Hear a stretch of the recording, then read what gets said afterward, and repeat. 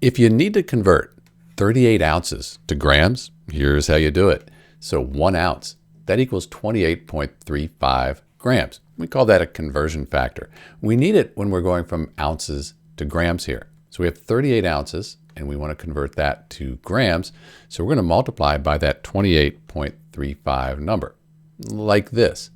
So we know that we have 28.35 grams in 1 ounce, 28.35 grams per ounce. So that's why we're multiplying here.